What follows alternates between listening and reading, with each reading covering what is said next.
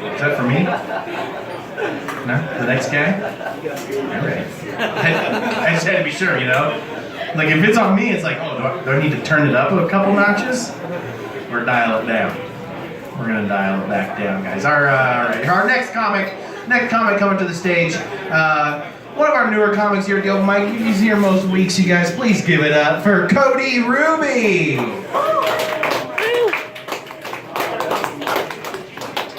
Correction, what he meant to say was please give it up to Cody Rubey.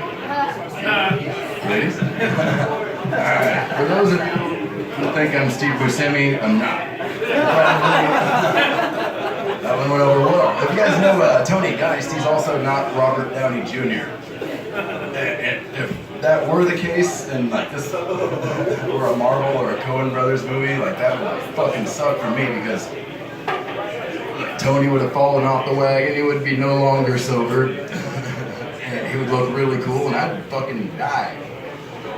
You guys don't watch Coen Brothers movies, Steve Buscemi always dies. Usually a gruesome and horrible death, too. As Bill Queen mentioned, apparently if you have kids young, that means you're white trash. I suppose I'm second generation white trash, because my mom had me when she was young. My dad was actually 27. Dad's pretty cool. But beyond all that, I think I've come up with the world's first motivational question. And you might remember how it starts. It goes, when the going gets tough, exactly how hard is it to come? I'll tell you, it's harder than a motherfucker for me to come because I never get laid, hence why I had to correct Dusty there on it. So let's give it up to Cody Rubey, please. The last chick was blind, right? Don't tell her how ridiculous that looked. I couldn't get laid in a women's prison with a handful of weekend passes. My first night here, I tried hitting on Stacy Stark, but she told me she had a peanuts allergy. She actually gave me permission to use that joke under the condition that I didn't say that anything actually happens. Like that's how you know how bad it is. Like, yeah. But I guess I am like a little bit of a dirty motherfucker. But for, like, I guess I just don't like care all that often. Like I'm not really out to please other people. Like that like explains why I never get laid. Like I couldn't fucking get it in if I had like a sex map. Like, you are here. I'm fucking lost. If I had a manual, I'd be all like, this. Alright, I'm missing a piece. I have to be missing a piece. No, I'm the one guy trying to get my girlfriend to gain weight because then she might actually like appear or exist. You know, if she loses weight, that means I'm losing testosterone or interest, I guess.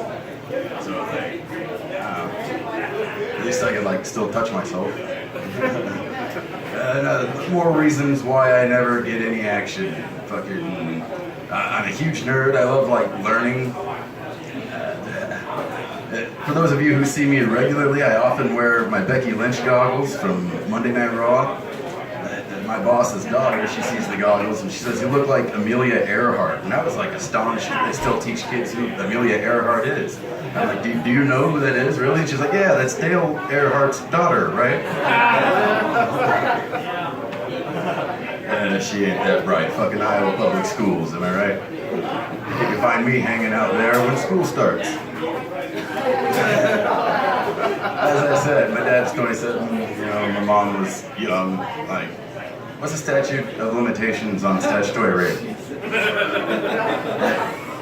In Nebraska. I'm also a huge comic book nerd. Wandering stoner, you can relate to that. That cool guy. What's up? Fucking, there's actually this girl I found on YouTube. Her name is Comic Book Girl 19. And I found out that she's like a very harsh critic, and I'm like the world's nicest critic. You know, even though like some of these movies never follow the comic books at all, they'll completely change a character. I admire the effort, I admire the storytelling. I'm gonna go watch the fucking movie. But like, so I wrote Comic Book Girl a letter that I have yet to send. I'm gonna proofread it to you guys if that's cool. It says, "Dear Comic Book Girl 19." God, I hope that's her age. I'm a huge fan. I watch your shit. I dig it, but like you're a very harsh critic, and then you start to make sense, and I start to agree with you. I don't like that. Also, you gave me a boner. Please take it back. I have nothing to do with it. Love, Cody Rubey.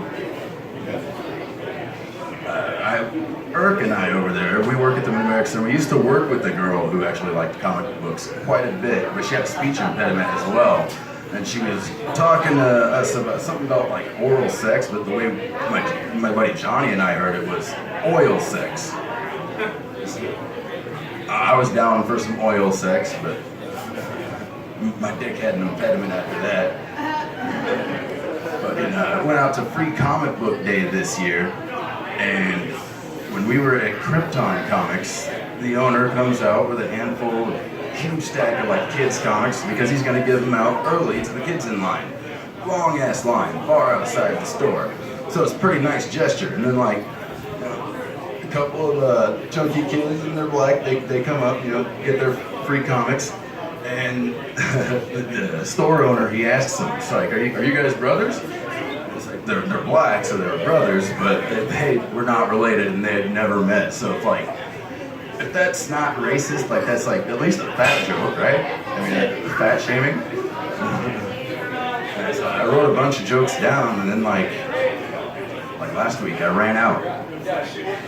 I'm not really gonna run out, but I'm gonna give this back to Dusty. Thank you much to Farley, the host. Super Marshall. Keep it going for Cody Rubey, everybody.